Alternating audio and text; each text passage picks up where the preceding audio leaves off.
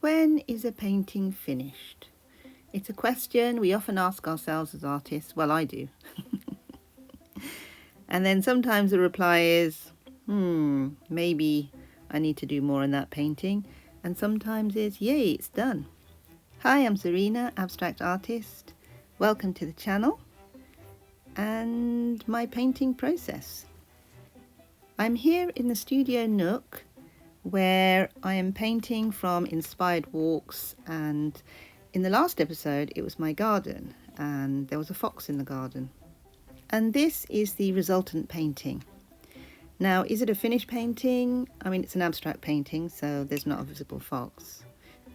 Whereas in the original footage, which I'm sharing here, there is a fox visible in the garden. However, as an abstract artist, I'm just recording my own perceptions and impressions of an amalgamation of scenes, really. So one particular scene to paint is not what I'm about. I mean, I could easily paint that scene, paint a fox in, etc., but then it would be a different kind of painting. What I'm looking for is to evoke some kind of emotional response to the fox in the garden, or to the experience of the fox in the garden. So it's a little bit more, I suppose there's more thought involved rather than just, okay, I'm painting a fox.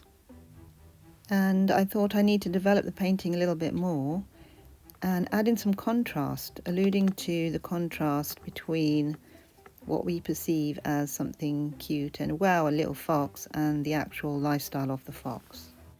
So with that in mind, I wanted to create more of a narrative in terms of what the fox is about. And when the fox got up and went, and I didn't capture that bit of footage, I was just watching him, he had a visible injury. So something had happened to him.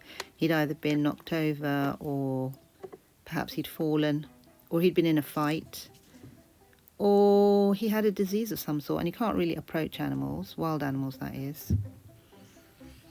And so the whole thing of the fox relaxing in the garden had a little bit more of a deeper meaning. He obviously felt safe in the garden.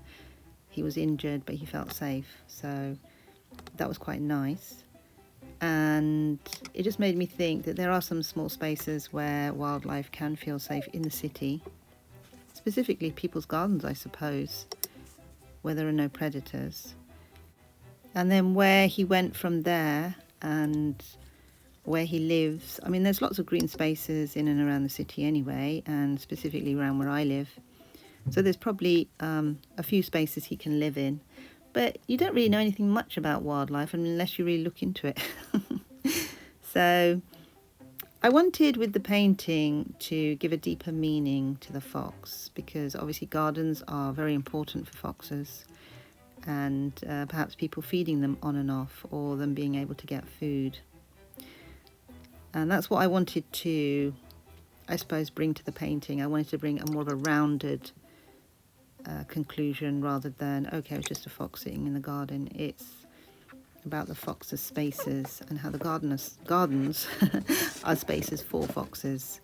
So the painting has become a little bit more of an idea of a story about something that's happening in the city with, in this case, wildlife, specifically foxes.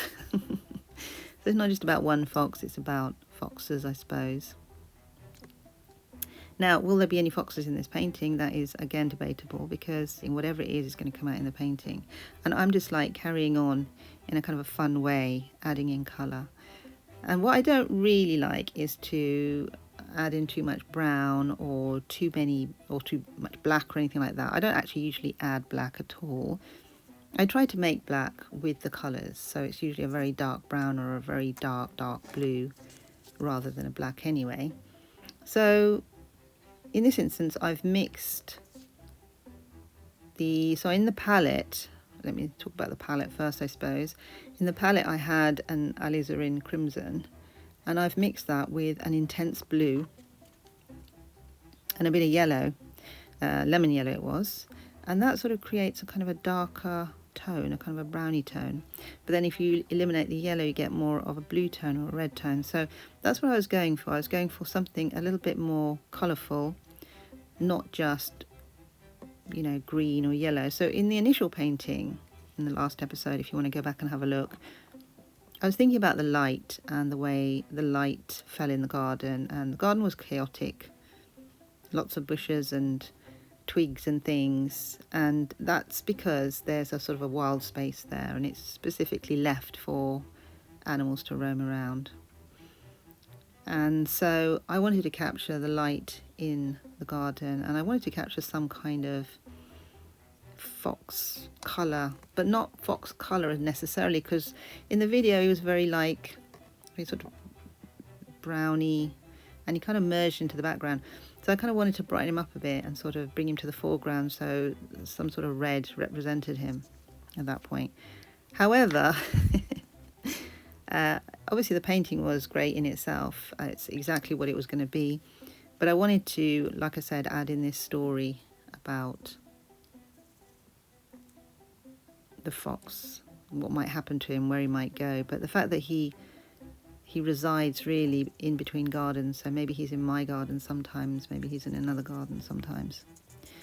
And I think, you know, with art, a lot of the time you do have these other ideas. It's not just about putting paint down, it's also about the wider context, you know, and thinking about, you know, what we're doing, where we are, etc., etc. It all comes out in the paintings, fingers crossed, is what I think. But I think painting is quite a fun thing to do anyway, and if you've got something to say and you're an artist, then a nice way to do it is through painting. And people with abstract art, they will come to their own conclusions about it, which is quite nice as well. So I can give them the visual, and I can call it Fox Garden, which is what this painting is called. And it's been called Fox Garden. I mean, in the last episode, I didn't really give it a name as such. It was just called, oh, okay, so there's going to be a fox. There's a fox in the garden, and there's going to be a painting about that. With this, when I started rejigging it, I thought, yes, let's name it. Let's call it Fox Garden, and let's see what happens. So it's become more of a, it does now look more like a space where something might live or something might reside. It looks like they're sort of trees and things, possibly shelter even, hut or something like that. So there's kind of things in there that you could say, oh, that looks like that and that looks like that. And that's the idea. The idea is for the onlooker to make their own decisions about what they see, but I'm giving some general tones. And it's not, in a way, it's not a total abstract painting, because in it you can see some things that you recognize, like you can see some tree forms, you can see sort of, you know, something that might be like a house or a, you know, something dilapidated even, you know. So you kind of take your own ideas of what you understand, or your perceptions, and you bring those to the painting, I think, when you look at it. So it's partly about me producing this painting, of course, as an artist, but then it's about you as a viewer deciding what it's about, giving some context. So the context obviously is the painting itself, and I've explained something here, so you've got more of a context to it. But if I just gave you the visual and maybe the title, then you'd be like, oh, right, okay, Fox Garden. Yeah, it could be a garden. I can see sort of tree stuff going on in there. I can see this, I can see that. If I gave you nothing, you might be like, okay, so what is it? It looks like some sort of woodlandy area, perhaps. But then again, you might see something totally different. You know, you might see figures in there. You might actually see animals in there. So it depends rather on what you see as a person. So with the colours, going back to the colours, so I basically used the blue and the red to make darker tones, and then I added in some yellow or some. I think I added a bit of hooker's green in there as well. In the palette, I had quite a few colours. I had 12 colours in the palette, but I didn't use them all. And in this section, I just used, you know, 2 or 3 colours just to get that. Perhaps the burnt sienna came in there a little bit as well. So I used various brushes. I used 250 GSM watercolour paper, and just the three main colours basically, the primaries.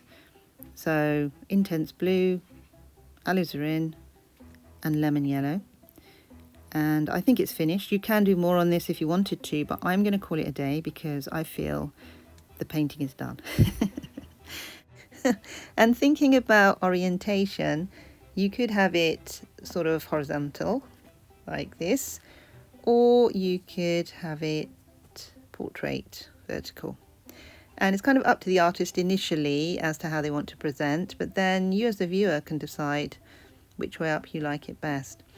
I think, although it's kind of interesting this way up, I kind of prefer it portrait, so I would probably display it portrait. Anyway, bye for now.